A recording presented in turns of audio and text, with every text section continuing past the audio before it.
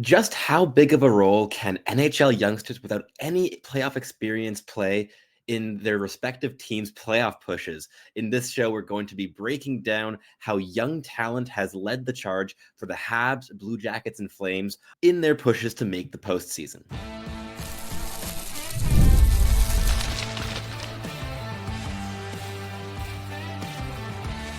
You are Locked On NHL Prospects, part of the Locked On Podcast Network.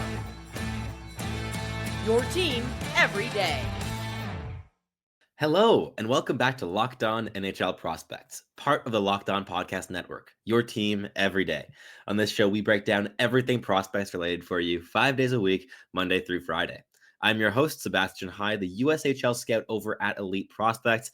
And on today's show, we've got an episode breaking down some of the top dark horses to make the playoffs here in the later half of the 2024-25 NHL campaign. In the first segment, we'll be looking at the Montreal Canadiens, led by players like Hutson and Juraj Slafkovsky, with depth impacts from guys like Emil Heineman and Joshua Roy, none of which have played a single playoff game in their careers. In Columbus, in the second segment, we'll look at Adam Fantilli, Kent Johnson, Cole Sillinger, and Denton Matejchuk, who've all been really, really good here this season, despite the recent faltering for Columbus in terms of a recent losing stretch. Also missing Sean Monahan at the moment is not helping, but those young players have played a really big role in getting Columbus into the mix where they still remain at this late stage of the season. And in the third segment, we'll be looking at the Calgary Flames, who with Dustin Wolf, Matthew Coronato, and Connor Zary have a trio of young players playing big minutes. I mean, Dustin Wolf has been integral in their placing in a playoff spot at the moment, ahead of the Vancouver Canucks in that wildcard playoff race in the Western Conference. So a lot to look forward to on the show here today. But before we jump into everything, today's episode is brought to you by Game Time. Download the Game Time app, create an account, and use code LOCKEDONNHL for $20 off your first purchase. So let's kick things off here in the first segment. For the Habs fans watching, we're going to be digging in here to the Montreal Canadiens, who at the time of recording are currently losing 4-1 against the St. Louis Blues here on the 25th of March, but still find themselves in the second wildcard spot in the Eastern Conference. It has been a very fought out battle here in recent months in the Eastern side, in terms of there being a bunch of teams in the mix. And for a while, it seemed like there were 10 teams all fighting tooth and nail to stay in that mix for the wild card. And right now, in recent weeks, it seemed more like is up for the taking for any team that just goes out and grabs it. The Habs have had a great run after the Four Nations face-off, but have also had a recent overtime losing run here as well. So, but throughout this campaign, the strengths of the Habs have been in their youth, and beyond just the players we're talking about in this segment, players like Nick Suzuki and Cole Caulfield, and the various other young players, Caden Guhle, who's coming back into the lineup here as well, who deserves an honorable mention.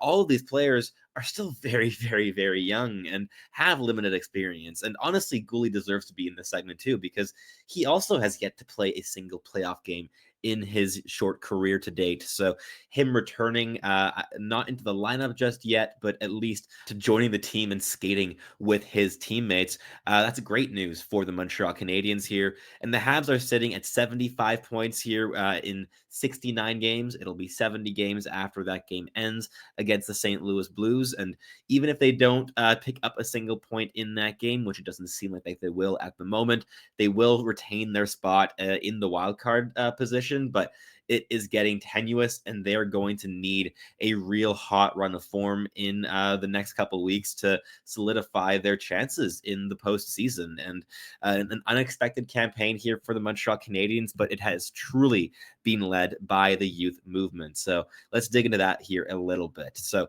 Hutson, I think, is the name that we have to start off with. He's third on the team in points behind Nick Suzuki and Cole Caulfield. He's only 8 points behind Cole Caulfield in his rookie season as a defenseman. And let me remind you, Cole Caulfield has 33 goals and 61 points in 69 games on the season. Lane Hutson, despite only having 5 goals, has 48 assists, which is only 3 behind Nick Suzuki's 51. Suzuki's all the way up at 72 points in 69 games, has also been fantastic. And Juraj Slafkovsky has solidified himself as a true top 4 scorer this season for the Canadiens with 43 points and 16 goals in 66 games. A really big jump here in recent weeks as he's caught some offensive form. He has 10 points in his last 10 games, 6 goals in that span.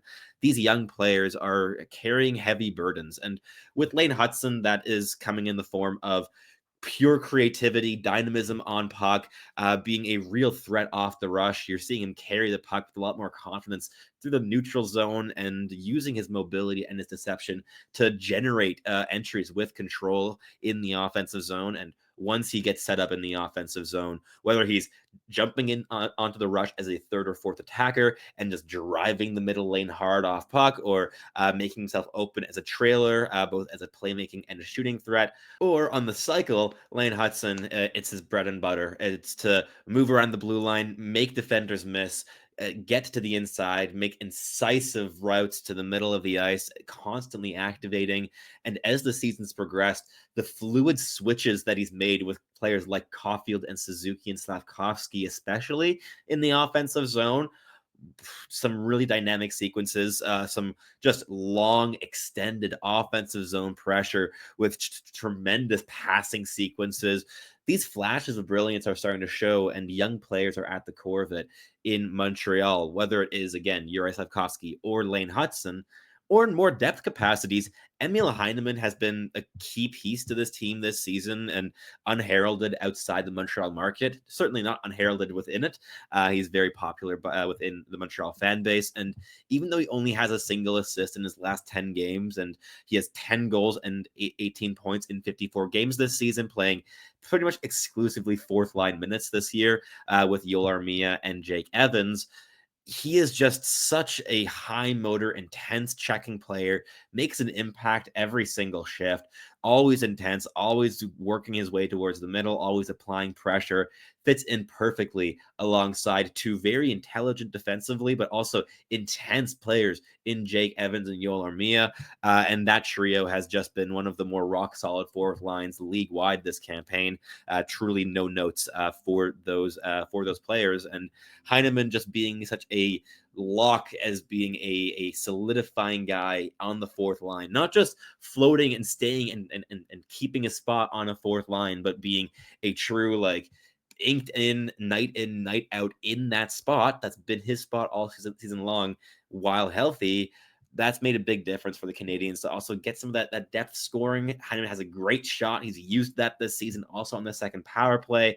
And just having these depth weapons that can also move up the lineup in case of injuries. Like, if this season, instead of Heineman being injured, it had been a winger up the lineup, he could have comfortably moved up instead of a guy like Yoel Armia to get those middle six kind of minutes with more scoring opportunities. And I think you'd have seen the goal scoring flash a bit more in those types of roles. But he's a player I think is very versatile, and he's just fit in wonderfully here with the Canadiens. And I also want to give a shout out here to Joshua Roy, who has not played much in the NHL this year. He's only gotten into 10 games and scored 2 goals in that span. I think he's played some pretty decent hockey this season after a really, really slow start to the campaign. He came to training camp looking a lot slower, both in terms of his feet and his decision-making than he was last season, and went back to the AHL for the year to kind of marinate. But the Kirby Dach injury has opened a spot for him in the top 6 for the Montreal Canadiens, and he scored a nice goal just recently, combining well with Alex Newhook's speed and transition dynamism, mopping up a rebound and potting it in.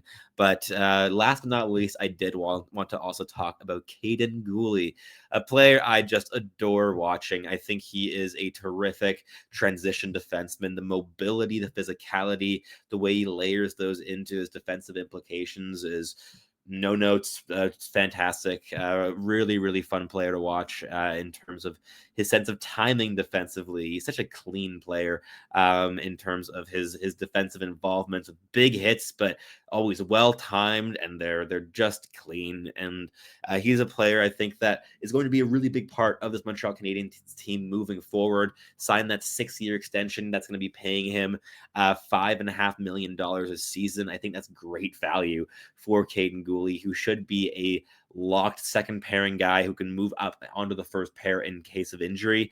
And I think he's going to be a really important part of this team. Also in terms of identity, of that intensity, the grit, the sandpaper he brings, and he also still has some room to grow offensively. That mobility really opens up lanes for him, and we've seen flashes of his playmaking game really shine, but they've been really here and there, and often a lot of time between those happening. But I think that if he's able to double down on that and maybe get his point totals up to currently being a 30-point pace, up to maybe a 40-point pace on a second pairing, I think that this is a player that is just going to be a cornerstone and a real part of the spine down the team that holds everything together long term. And again, another player with no NHL playoff experience. So the fact that this Habs team is centered around not just youth, but players with no playoff experience, and yet this team is making a push to make the playoffs against all expectations this season. On the one hand, I think that speaks a lot to the quality of this youth, the quality of the environment that they are being developed in, and also just the direction that the NHL is moving into at the moment.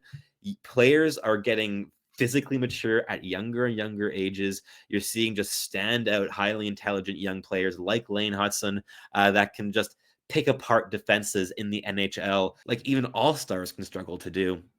And I think that the Habs, if they do make the playoffs, will be a very interesting team to watch in terms of also how these young players react to adversity that they face. Is it a team that is just going to perhaps crumble a little bit once they lose a first game or a second game with that lack of experience? Or, I mean, of course, you still have Nick Suzuki and Cole Caulfield from that Stanley Cup run back in 2021. Is that spine together with the veteran qualities like Josh Anderson, of course, and Brendan Gallagher, who are also still there? Will that be enough to hold everything together? And just how big of a role does youth play in success in the playoffs? I'd love to hear from your opinion in the comments down below. In the next segment, we'll be digging into the Columbus Blue Jackets specifically and their youth. But first, a quick message from our sponsors here at Locked On NHL Prospects. March Madness is here, and FanDuel is giving you the chance to get in on the action like never before. Right now, new customers can get $200 in bonus bets when your first $5 bet wins.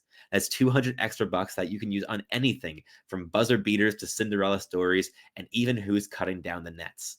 I've got my eye on a couple underdogs this year, and FanDuel is making it easy to back them with spreads, totals, and game props. The FanDuel app is simple to use, and when I win, I get paid instantly. No waiting around. With tournament games happening almost every day, there's always something exciting to bet on. So visit FanDuel.com and get in on the college hoops action all tournament long. Looking for a snack that's both delicious and nutritious? Crack into a good source of protein with Wonderful Pistachios. Wonderful Pistachios is one of the highest protein nuts.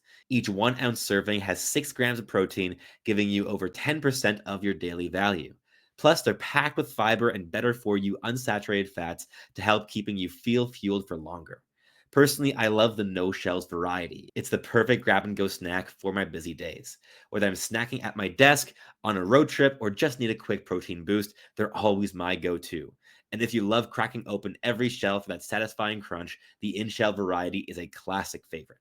Get snacking and get cracking with the snack that packs a protein punch. Visit wonderfulpistachios.com to learn more.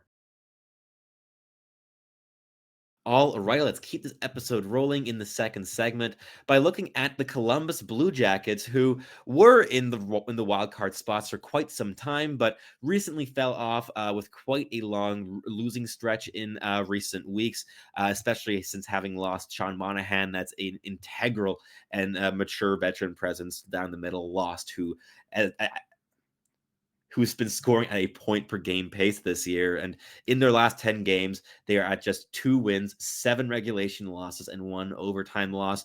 Though they did win their most recent game. So they're at 73 points in 70 games.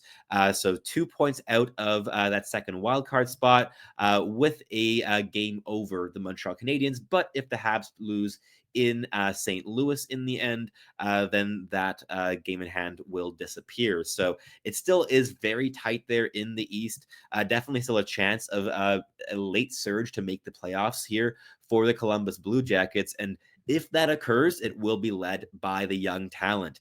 I don't need to really go out and mention just how important of a role players like Zach Werenski play in this team. Of course, there are those cornerstones that are just locked down as being minute munching pieces, but even when you go to the second and third and fourth top scorers on this team, you're getting to players with no playoff experience in their NHL careers.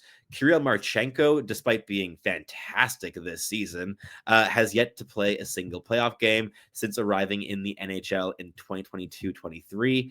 And I mean, this season, he's just been lights out, scoring 26 goals and 63 points in 67 games with the Columbus Blue Jackets. And he's been playing like 19 and 20 minutes a night here in the back half of the season. And then you get already to players like Kent Johnson and Adam Fantilli leading the charge offensively here, especially since Sean Monahan went down with injury a couple months ago. Fantilli has 22 goals and 43 points, and that goal scoring has been a really, really big asset as of late, even in this big losing stretch. He has 4 goals and 6 points in his last 10 games, playing inside the top 6 exclusively, and that also include a hat trick against the New York Rangers in a 7-3 victory. So Fantilli has been really, really good. He's showing that goal scoring ability. He's getting involved off the rush, showing that creativity, and playing with a guy like Kirill Marchenko is really encouraging Fantilli to show off his flair and try different dangles. That creativity is bleeding through that line. And Kent Johnson, another very creative playmaking player who was just one of the most dynamic players in college hockey while playing at the University of Michigan, and has taken those skills to the NHL level with a great rookie season in 2022-23 with 40 points in 79 games. And then last season just wasn't starting at all in the lineup, got sent down to the AHL to start the season. And this year's right back in the NHL with 46 points in 56 games.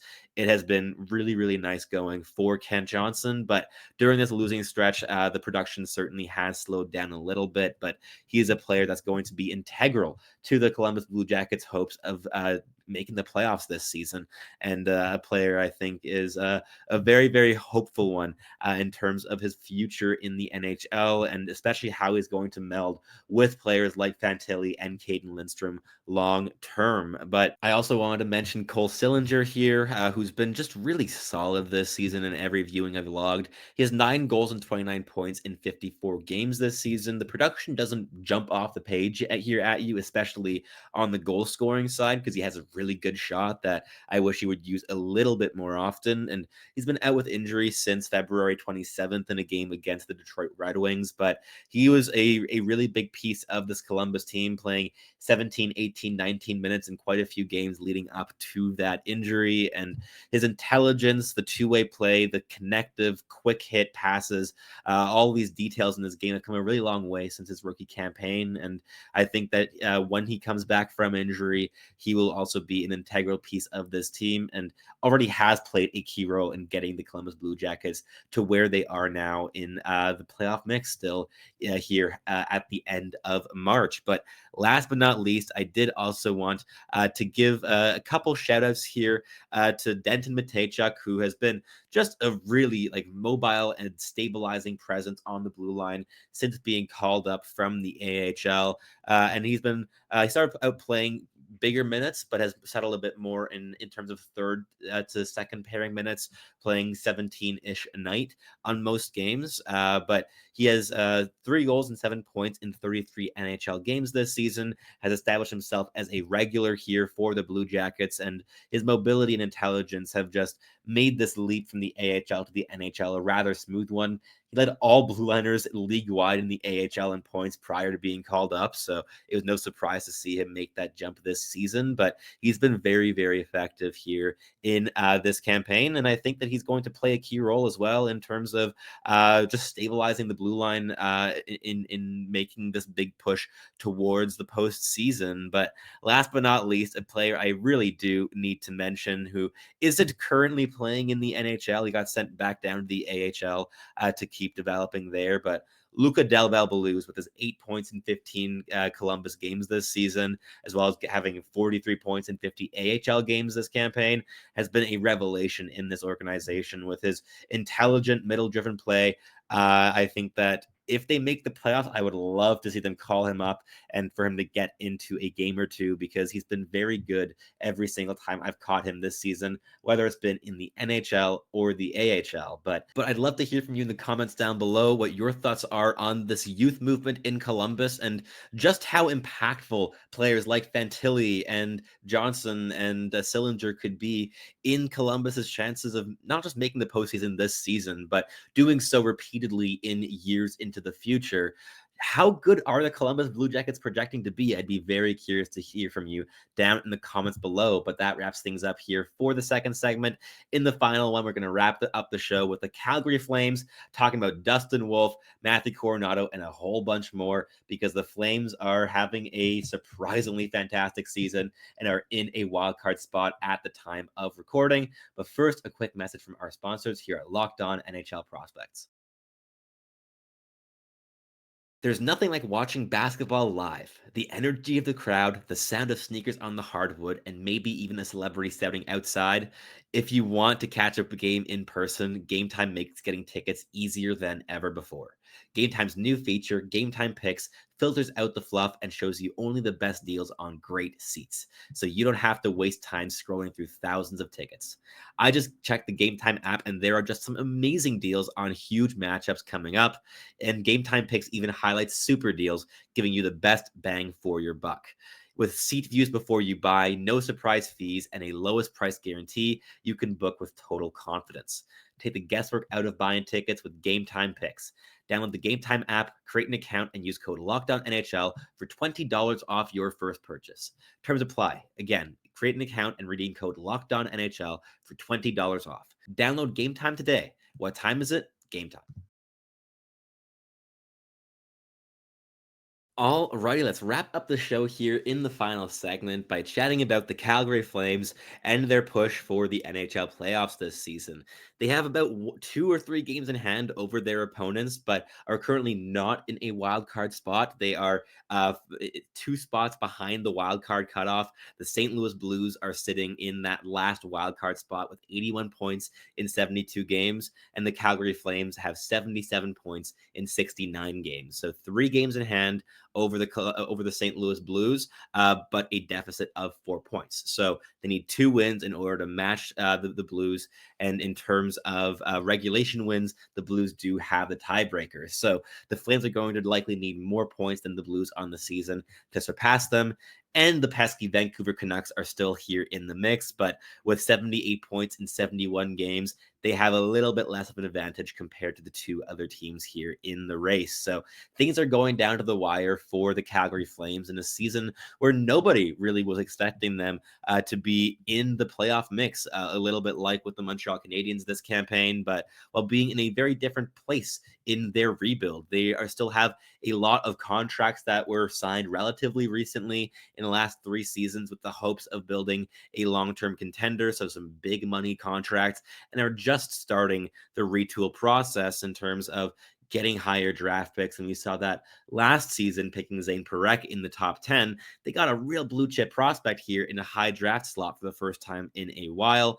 And this season, they're jumping right back outside the top 10 because they're pushing for the playoffs. And you've seen players like Jonathan Huberdeau re-find some form, who has 27 goals and 55 points in 69 games this season. Same thing with Nazem Kadri, who has 26 goals and 52 points in the same amount of games. So definitely some of the older players pulling their load and earning more of their contract dollars in terms of production. But the youth side has arguably played an even more important role. You see this at forward with Matthew Coronato, who's already hit the 20 goal plateau and 37 points in 64 games this campaign. He's been really showing his ability to light the lamp. And in his last 10 games, he has 5 goals and 6 points while playing between like 19 and 21 minutes for most of the last 8 games. This is a guy who's gaining confidence among the coaching staff, like demanding more playing time.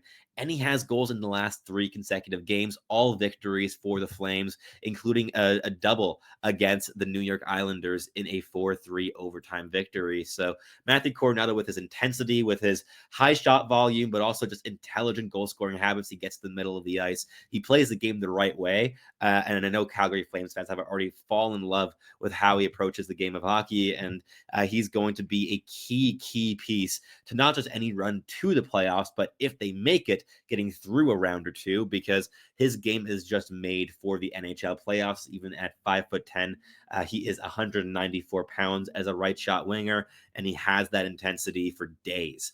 Beyond him, the big story, of course, is Dustin Wolf. The starting netminder for this team has been lights out this season. He's played 42 games and has a .911 save percentage. I cannot overstate just how impressive it is for any goaltender, let alone a rookie netminder, to have a .911 save percentage this season. Save percentages are going down and very fast.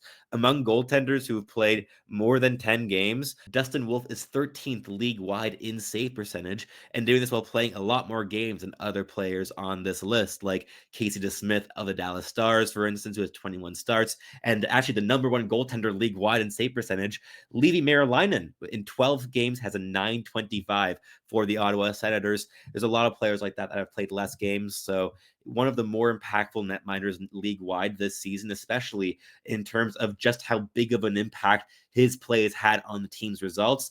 Without Dustin Wolf, the Calgary Flames are nowhere near a playoff spot at this point in time. He has been fantastic. And in terms of any storyline with the Flames that involve the playoffs this season, in terms of qualifying and making the cut, or even going and progressing through the playoffs, Dustin Wolf is going to be front and center. He is a cornerstone of this franchise and one of my absolute favorite goaltenders in the NHL today. But that wraps things up here for the show. I'd love to hear from you, Habs, Flames, and Blue Jackets fans down below, and anybody else who tuned in, of course, as well, what your thoughts are on where these individual teams are in their rebuilds, how good their young cores are, and are they ready to take on that playoff challenge?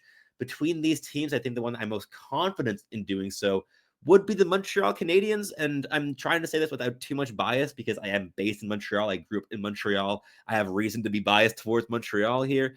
But I think that with where they're at in their rebuild, they are perhaps a little step ahead of those two other teams, especially the Columbus Blue Jackets. But I mean, the Calgary Flames have been fantastic and have gotten better goaltending than any of the two other teams that we talked about here today. So it's all up in the air, and I'd love to hear your opinions down below. But if you're listening on your favorite podcasting platform, please do make sure to make us your first listen of the day. We always appreciate our everydayers here on the podcast.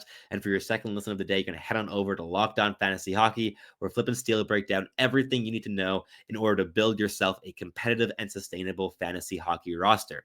And if you're watching on YouTube, please do make sure to leave those comments, like, subscribe, let me know what you thought about the show. And thanks again so much for tuning in. As always, I'm your host, Sebastian High, and I hope to catch you listening again very soon.